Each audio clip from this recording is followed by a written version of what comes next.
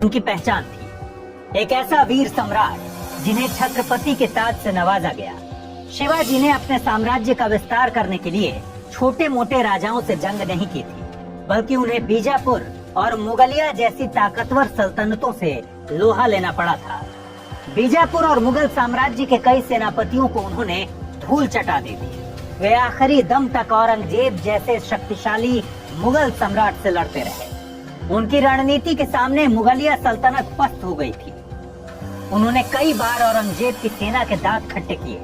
दक्षिण में साम्राज्य विस्तार का ख्वाब देखने वाले औरंगजेब को शिवाजी महाराज ने कभी चैन से बैठने नहीं दिया। बीजापुर की आदिल शाही सल्तनत से उन्होंने न सिर्फ मराठाओं को आजादी दिलाई, बल्कि बाद में खुद मराठा साम्राज्य के संस्थापक भी बने। महज 16 बरस की उम्र में शिवाजी ने बीजापुर के कई किलों पर कब्जा कर लिया। वो भारतीय नौसेना के पिता थे, जिन्होंने कई स्थानों पर नौसेना किलों का निर्माण कराया। एक तरफ वो लोगों के लिए हिंदू हृदय सम्राट हैं, दूसरी तरफ उन्हें मराठा गौरव का भी तमगा दिया जाता है। उन्होंने हमेशा स्वराज्य और मराठा विरासत पर ध्यान केंद्रित किया। लेकिन सवाल है कि शिवाजी ने अपनी छोटी सी सेना रखने के बावजूद आखिर कैसे मजबूत आदिल शाही और मुगलिया सल्तनतों के सामने चुनौती पेश की थी। कैसे उन्होंने औरंगजेब जैसे ताकतवर सम्राट को अपनी रणनीति और कौशल के सामने बेबस कर दिया था, और उन्हें छत्रपति के ताज से आखिर क्यों नवाजा गया। 1830 शिवनेरी के किले में शाहजी राजे और जीजाबाई के घर एक बच्चे का जन्म हुआ और उसका नाम रखा गया शिवाजी। कई लोग मानते हैं कि शिवाजी का नाम भगवान शिव के नाम पर रखा गया, लेकिन ऐसा नहीं था। दरअसल शिवाजी की मां ने पुत्र प्राप्ति के लिए देवी शिवई की पूजा की थी और इसीलिए देवी शिवई के नाम पर ही शिवाजी का नाम रखा गया। उनका मूल नाम शिवाजी भोसले था, लेकिन प्रशासन और नेतृत्व क्षमता के कारण उन्हें छत्रपति या क्षत्रियों के प्रमुख की उपाधि दी गई थी। उनके पिता शाहजी राजे भोसले बीजापुर के दरबार में उच्च अधिकारी थे। शिवाजी का लालन पालन उनकी माता जीजाबाई की देखरेख में हुआ। शिवाजी एक कुशल सैनिक और कुशल मराठा प्रशासक थे। उन्हें जंग की ट्रेनिंग और प्रशासन की समझ दादोजी कोंडदेव जी से मिली थी, जो बीजापुर सल्तनत में जनरल के पद पर तैनात थे। 1630 में जब शिवाजी का जन्म हुआ तो भारत के पश्चिमी भाग में 3 इस्लामी सल्तनतें हुआ करती थी। अहमदनगर की निजाम शाही, बीजापुर की आदिल शाही और गोलकुंडा की कुतुब शाही। ये तीनों आपस में लड़ते रहते थे, लेकिन आपस की लड़ाई के अलावा उत्तर की तरफ से मुगल इन सल्तनतों को अपने राज्य में मिलाने के लिए लगातार दबाव डाल रहे थे, ताकि दक्षिण भारत में मुगलों का वर्चस्व कायम हो जाए। इस दौरान दिल्ली में शाहजहां का शासन था। 1636 में शाहजादा औरंगजेब दक्षिण का सूबेदार नियुक्त किया गया। सूबेदार बनते ही औरंगजेब ने सबसे पहले बीजापुर पर हमला कर दिया। मुगलों के वार ने बीजापुर में मोहम्मद आदिल शाह का शासन कमजोर करना शुरू कर दिया। इधर शिवाजी छोटी उम्र में ही कमाल कर रहे थे। वो युद्ध की रणनीति बनाने में माहिर हो रहे थे। उन्होंने सीमित संसाधनों के बावजूद छापेमारी युद्ध कौशल में महारत हासिल कर ली थी। मैं 16 साल की उम्र में तोरणा किले पर कब्जा करके शिवाजी ने अपने युद्ध कौशल का लोहा मनवा दिया था। 1646 में सुल्तान मोहम्मद आदिल शाह बीमार पड़ गया। उसकी बीमारी के चलते बीजापुर की सल्तनत और कमजोर हो गई। इस वक्त का फायदा उठाते हुए शिवाजी ने तोरणा किले पर धावा बोला और कब्जा कर लिया। वहां मिले बड़े खजाने को शिवाजी ने जब्त कर लिया।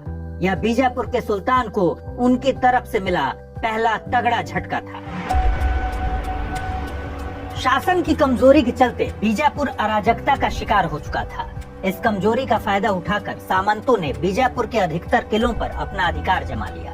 शासक को कमजोर पड़ता देख शिवाजी ने मराठों को संगठित किया और बीजापुर के दुर्गों को जीतने की योजना बनाई।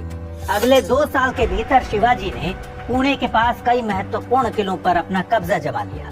इनमें कोंडना और पुरंदर जैसे वे किले शामिल थे जो बीजापुर के ताकतवर हिस्से माने जाते थे। बाद में शिवाजी ने राजगढ़ किले पर भी कब्जा कर लिया।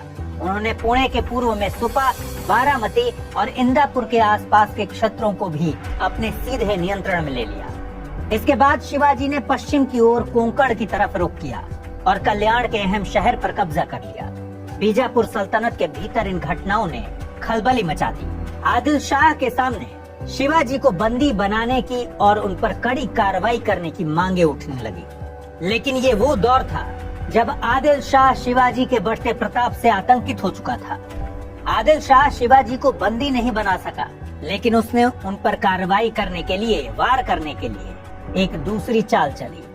1648 में आदिल शाह ने शिवाजी के पिता शाह जी को गिरफ्तार करवा लिया। सूचना मिलते ही शिवाजी आग बबूला हो उठे। उन्होंने नीति और साहस का सहारा लिया और छापेमारी कर जल्द ही अपने पिता को इस कैद से आजाद करा लिया। 1649 से 1655 के दौरान शिवाजी ने अपनी विजय यात्रा पर खुद से ही लगाम लगा दी और अब तक मिली अपनी बढ़त को वो चुपचाप रहते हुए और मजबूत करने में जुट गए। ये भी उनकी रणनीति का ही हिस्सा था, जिसका नतीजा ये हुआ कि शिवाजी बेहद मजबूत बनकर दोबारा उसी तेवर में उभरे। 1656 में महाबालेश्वर के वर्तमान हिल स्टेशन के पास जावली की घाटी पर उन्होंने कब्जा कर लिया। इस जीत ने शिवाजी को दक्षिण और दक्षिण पश्चिम महाराष्ट्र में आगे बढ़ने की राह खोल दी।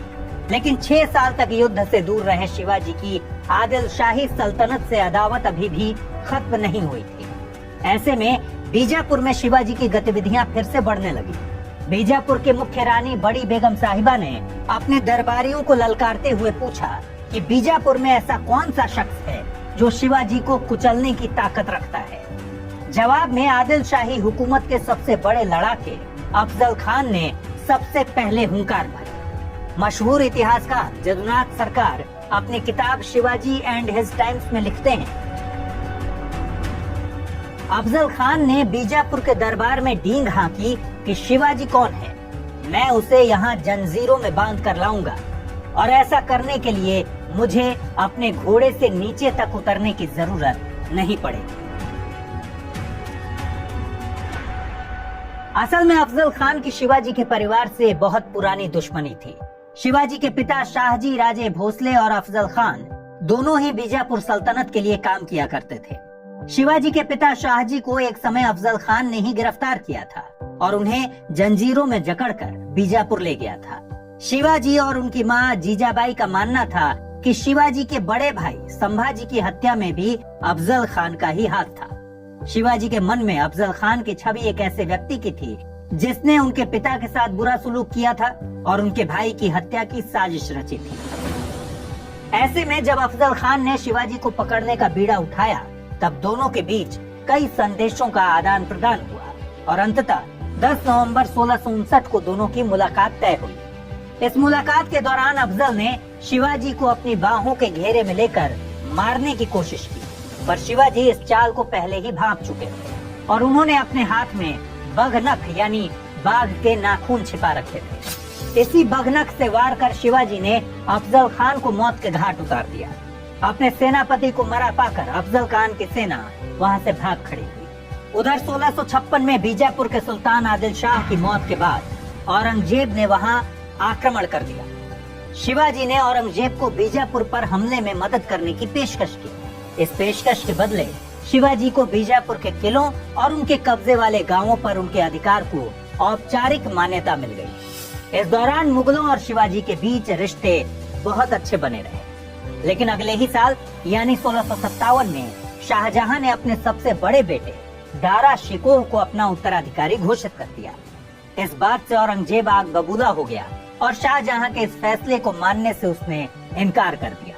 इतना ही नहीं, औरंगजेब ने फरवरी 1658 में खुद को सम्राट घोषित कर दिया और मई 1658 में सामूगढ़ की लड़ाई में दारा शिकोह को शिकस्त देकर औरंगजेब ने निर्णायक जीत हासिल कर ली।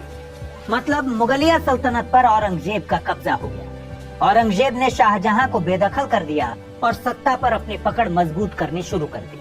उसका पूरा ध्यान उत्तर भारत की रियासतों पर था, जिसकी वजह से मुगलों के हाथ से दक्षिण भारत निकलता जा रहा था। इन परिस्थितियों का फायदा उठाते हुए शिवाजी ने दक्षिण में मुगल इलाकों पर हमला कर उन्हें अपने कब्जे में ले लिया। अहमदनगर और रेसिन के दुर्ग पर भी शिवाजी ने धावा बोला। इस वजह से औरंगजेब और शिवाजी के बीच रिश्तों में कड़वाहट आ गई।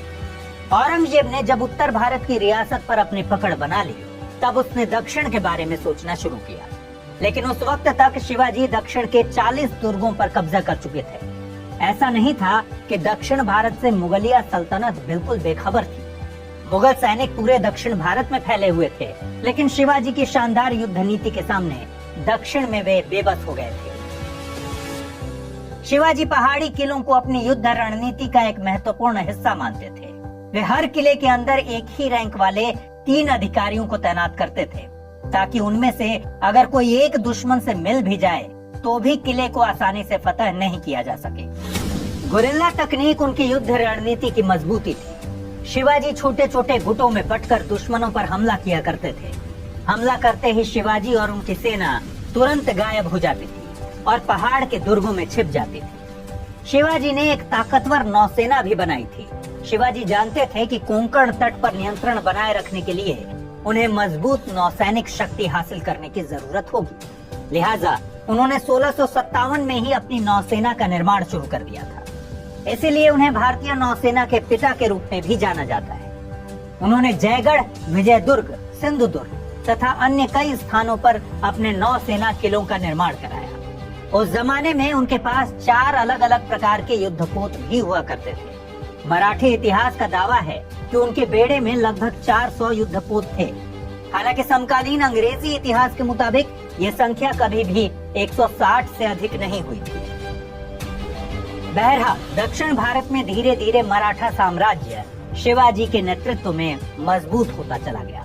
औरंगजेब भी शिवाजी की ताकत से अच्छी तरह वाकिफ हो चुका था। उसने शिवाजी पर अंकुश लगाने के लिए अपने मामा शाइस्ता खान को दक्षिण का सूबेदार बनाया और 1.5 लाख की फौज के साथ शाइस्ता खान को पुणे भेजा। शाइस्ता खान 3 साल तक मावल में लूटपाट करता रहा। शाइस्ता खान की इन हरकतों का जवाब देने के लिए अप्रैल 1663 में शिवाजी ने शाइस्ता खान पर हमला कर दिया। इस हमले में शाइस्ता खान की 4 अंगुलियां कट गई और उसके बेटे अबुल फतेह को मराठों ने मौत के घाट उतार दिया। इस समय तक शिवाजी का खजाना लगभग खत्म हो चुका था। अपने खत्म हो चुके खजाने को फिर से भरने के लिए 1664 में शिवाजी ने बंदरगाह शहर सूरत को लूट लिया। सूरत मुगलों के लिए समृद्ध और मुनाफे वाला व्यापारिक केंद्र हुआ करता था।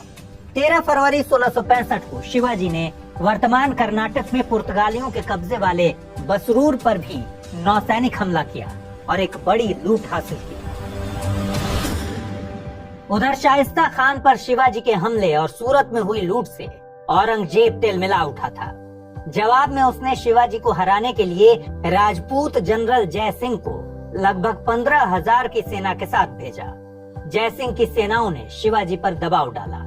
इस घुड़सवार सेना ने ग्रामीण इलाकों को तहस नहस कर डाला और शिवाजी के किलों की घेराबंदी कर दी।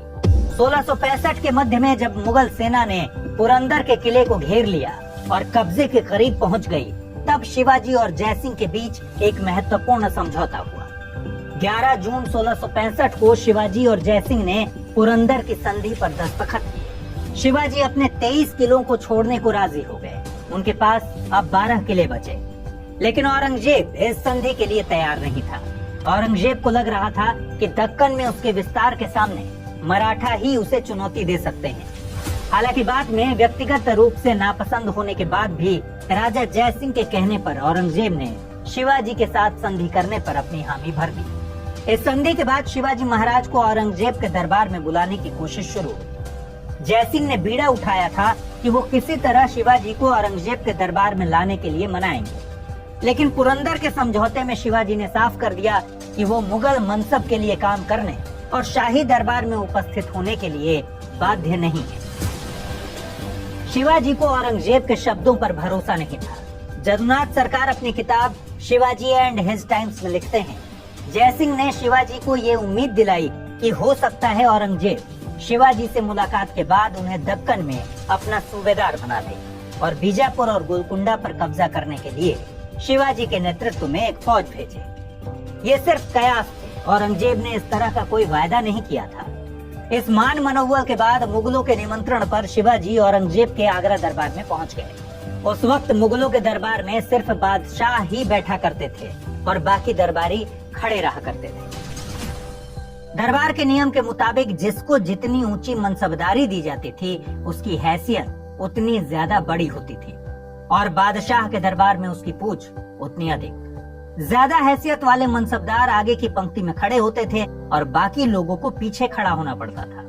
मनसबदारी को आम भाषा में अगर हम समझें तो रैंक कह सकते हैं। शिवाजी जब औरंगजेब के दरबार में पहुंचे तो उन्हें 5000 की मनसबदारी दी गई, लेकिन शिवाजी नाराज हो गए क्योंकि वो कम से कम 7000 की मनसबदारी चाहते थे। उन्होंने भरी सभा में औरंगजेब के सामने अपनी नाराजगी जाहिर की। औरंगजेब ने इसे अपना अपमान समझा और शिवाजी को नजरबंद करा दिया। अब शिवाजी समझ चुके थे कि पुरंदर की संधि दरअसल केवल छलावा मात्र है। औरंगजेब का असल इरादा तो शिवाजी की हत्या करने का था। लेकिन इसके पहले कि औरंगजेब अपने मंसूबों में कामयाब हो पाता, शिवाजी औरंगजेब के सैनिकों को चकमा देकर फरार हो गए। 17 अगस्त 1666 को शिवाजी किले से भागने में कामयाब हुए। ऑड्री ट्रस्के औरंगजेब की जीवनी Aurangzeb the man and the myth में लिखती हैं, इस बात की बहुत संभावना है कि शिवाजी उन सैनिकों को रिश्वत देकर निकलने में सफल रहे जिन्हें उनकी निगरानी के लिए लगाया गया था। लेकिन कुछ इतिहासकारों का मानना है कि वो उन बड़ी टोकरों में बैठकर निकल भागे जिनमें ब्राह्मणों के लिए दान का सामान भिजवाया गया था। किले से निकलकर शिवाजी ने साधु का भेष बनाया और पैदल चलते हुए वापस अपने राज्य पहुंच गए। इतिहासकार जेएल मेहता की किताब advance study in the history of medieval India के मुताबिक आगरा से निकलने के बाद शिवाजी का महाराष्ट्र में भव्य स्वागत हुआ। आगरा के प्रकरण ने मुगलों के खिलाफ शिवाजी को एक ऐसी शक्ति के तौर पर उभारा जो औरंगजेब को टक्कर देने का मादा रखता था। शिवाजी के बच निकलने के बाद मुगलों के साथ उनकी अदावत कम हो गई। मुगल सरदार जसवंत सिंह ने नए शांति प्रस्तावों के लिए कोशिशें शुरू की और शिवाजी तथा औरंगजेब के बीच मध्यस्थता की। 1666 से 1668 के बीच औरंगजेब ने शिवाजी को राजा की उपाधि प्रदान कर दी। शिवाजी ने उस समय अपने सबसे बड़े पुत्र संभाजी को जनरल प्रताप राव गुर्जर के साथ औरंगाबाद में मुगल वायसराय प्रिंस मुअज्जम के साथ सेवा करने के लिए भेज दिया। औरंगजेब ने शिवाजी को बीजापुर पर हमला करने की भी अनुमति दे दी, जिस पर आदिल शाही वंश का शासन था। कमजोर सुल्तान अली आदिल शाह द्वितीय ने शांति के लिए मुकदमा दायर किया और शिवाजी को सरदेश मुखी और चौथाई के अधिकार दे दिए। शिवाजी और मुगलों के बीच शांति 1670 तक ही चली। इसके बाद औरंगजेब को शिवाजी और मुअज्जम के बीच घनिष्ठ संबंधों पर संदेह होने लगा। उसे लगा कि शायद मुअज्जम शिवाजी से रिश्वत ले रहा है। उसने सोचा कि अगर ये संदेह सच हुआ तो शिवाजी औरंगजेब के सिंहासन पर भी कब्जा कर सकते हैं। इस वक्त औरंगजेब अफगानों से लड़ने में व्यस्त था, जिससे दक्कन में उसने अपनी सेना बहुत कम कर दी थी। औरंगजेब के संदेह ने शिवाजी और मुगलों के बीच शांतिकाल को खत्म कर दिया। मुगलों ने कुछ साल पहले उधार दी गई रकम वापस पाने के लिए शिवाजी से बरार की जागीर छीन ली। जवाब में शिवाजी ने मुगलों के खिलाफ फिर से आक्रमण शुरू कर दिया। शिवाजी ने मुगल सेना को सूरत के पास फिर से शिकस्त दी। पुरंदर की संधि में जिन राज्यों को शिवाजी ने मुगलों को दिया था, कुछ ही महीनों में उन इलाकों पर दोबारा उन्होंने अपना अधिकार जमा लिया। नए हमलों से तिलमिलाए औरंगजेब ने सूरत से लौटते वक्त शिवाजी को रोकने के लिए दाऊद खान के नेतृत्व में एक सेना भेजी, लेकिन ये सेना भी वर्तमान नासिक के पास वाणी डिंडोरी की लड़ाई में हार गई। अपने नए अभियान के दौरान शिवाजी ने बीजापुर और मध्य भारत के एक बड़े हिस्से पर अपना अधिकार जमा लिया।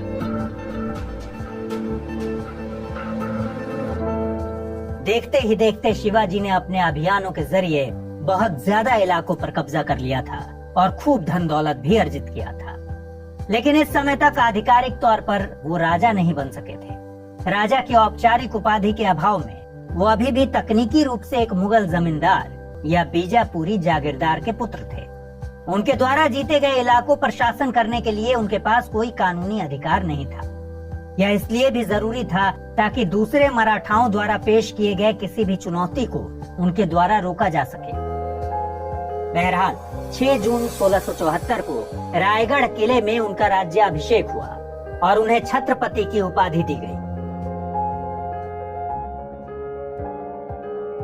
इसके बाद उन्होंने हिंदवी स्वराज का ऐलान किया। विजयनगर के पतन के बाद दक्षिण में ये पहला हिंदू साम्राज्य था। हालांकि शिवाजी का साम्राज्य अभी भी मुगलों के मुकाबले बहुत छोटा था।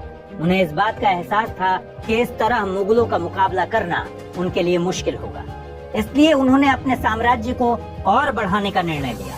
शिवाजी ने सोचा कि अगर वो दक्षिण की तरफ बढ़ते हैं और वहाँ अपना साम्राज्य विस्तार करते हैं तो दक्षिण और उत्तर के बीच की सीमा को वो रक्षा कवच की तरह उपयोग कर सकते हैं। इसलिए शिवाजी ने योजना बनाई कि मराठे पहले मुगलों पर छोटे छोटे आक्रमण करेंगे और जब मुगल सेना हमला शुरू करेगी तो वे दक्षिण की तरफ पीछे हटेंगे। इससे होता ये कि मुगलों की विशाल सेना अपने संसाधनों के साथ बहुत आगे तक नहीं जा पाती। इससे जंग लंबी खिंचती और मुगल सैनिक थक जाते। इसके बाद शिवाजी की सेना उन पर हमला कर जीत हासिल करती। इसी योजना के तहत अपने राज्याभिषेक के बाद छत्रपति दक्षिण की ओर बढ़ गए। इस अभियान को उन्होंने दक्षिण दिग्विजय नाम दिया। दक्षिण में आगे बढ़ना आसान हो सके इसलिए शिवाजी ने औरंगाबाद के सूबेदार और गोलकुंडा के कुतुब शाह के साथ संधि कर ली। उनका यह अभियान 1676 से 1678 तक चला। शिवाजी का साम्राज्य मुंबई के दक्षिण में कोंकण से लेकर पश्चिम में बेलगांव, धारवाड़ और मैसूर तक फैल चुका था। औरंगजेब को चुनौती देने के साथ शिवाजी अपने राज्य का विस्तार करते रहे। इतिहास के मुताबिक शिवाजी की वजह से ही औरंगजेब की दक्षिण नीति फेल हो गई। मुगलों और शिवाजी के बीच चल रही दुश्मनी के बीच 3 अप्रैल 1680 को अचानक सब कुछ थम गया। ये वो मनहूस दिन था जब मराठों में शोक की लहर दौड़ गई। शिवाजी का निधन हो गया। पर मराठों के साथ औरंगजेब की अदावत फिर भी खत्म नहीं हुई। 1680 में शिवाजी महाराज की मौत के बाद उनके पुत्र संभाजी महाराज ने राजकाज संभाला। 1681 में औरंगजेब के बगावती बेटे अकबर द्वितीय को संभाजी ने शरण दी। औरंगजेब अब संभाजी के पीछे पड़ा और उसकी नजर फिर से दक्षिण पर गड़ गई। हालांकि संभाजी महाराज की शूरवीरता की वजह से औरंगजेब के लिए मुश्किलें फिर भी जस की तस रही। 1689 की शुरुआत में छत्रपति संभाजी राजे के बहनोई गानोजी शिर्के ने उन्हें धोखा दिया। गानोजी शिर्के और औरंगजेब के सरदार मुकर्रम खान ने संगमेश्वर पर हमला कर दिया। मराठों और मुगल सेना के बीच यहाँ भीषण संघर्ष हुआ। इस समय तक मराठों की ताकत कम हो चुकी थी। मराठा योद्धा अचानक हुए दुश्मन के हमलों का जवाब नहीं दे सके। इस युद्ध में मुगल सेना ने संभाजी महाराज को गिरफ्तार कर लिया और 1689 में औरंगजेब ने संभाजी महाराज की बर्बर हत्या करा दी। इसमें कोई दो राय नहीं कि शिवाजी महाराज ने अपने जीवन काल में अपनी बहादुरी से औरंगजेब की नींद उड़ाए रखी। उनकी साहसिक रणनीति का ही परिचय था कि औरंगजेब अंत तक चैन से नहीं बैठ सका। औरंगजेब ने खुद जयसिंह से कबूला था कि हालात इतने गंभीर हो गए हैं कि उसे खुद दक्षिण के अभियान पर जाना पड़ेगा। आगरा से शिवाजी के बच निकलने, सूरत पर उनके दूसरे हमले और 23 किलों पर दोबारा कब्जा किए जाने के बाद औरंगजेब के पास दक्षिण कूच करने के अलावा कोई चारा नहीं बचा था। अपने निधन से पहले शिवाजी ने औरंगजेब को मजबूर कर दिया था कि वो दक्षिण में अपने घटते हुए असर को दोबारा पाने के लिए वहां मार्च करे। यही हुआ भी और अपनी मौत तक औरंगजेब उत्तर भारत लौट नहीं सका। 1911 में रविंद्रनाथ टैगोर ने मॉडर्न रिव्यू में एक लेख में लिखा कि शिवाजी एक हिंदू साम्राज्य स्थापित करना चाहते थे। जवाहरलाल नेहरू ने भी डिस्कवरी ऑफ इंडिया में लिखा, शिवाजी हिंदू राष्ट्रवाद के पुनरुत्थान के प्रतीक थे। हालांकि उनका हिंदू राज्य हिंदुओं और गैर हिंदुओं दोनों के लिए था। उनकी सोच समावेशी थी। वो हिंदू और मुस्लिम दोनों को एक जैसा समझते थे। वो धर्म के आधार पर भेदभाव को घिनौना और अनैतिक मानते थे। उनकी सेना में मराठों और दूसरे हिंदुओं की तरह मुसलमानों को भी शामिल किया जाता था। उनकी नौसेना के 2 आला अधिकारी दारिया सारंग वेंतजी और दौलत खान मुसलमान थे। उनके एक और आला सैनिक अफसर नूर बेग थे जो मुसलमान थे। शिवाजी ने अपने सलाहकारों के विरोध के बावजूद 700 पठानों को अपनी सेना में शामिल किया था। शिवाजी महिलाओं के खिलाफ हिंसा के सख्त खिलाफ थे। उन्होंने सैनिकों को निर्देश दिया था कि छापा मारते वक्त किसी भी महिला को नुकसान नहीं पहुंचना चाहिए। अगर कोई भी सैनिक महिलाओं के साथ बुरा सलूक करता पाया जाएगा तो उसे कड़ी सजा दी जाएगी।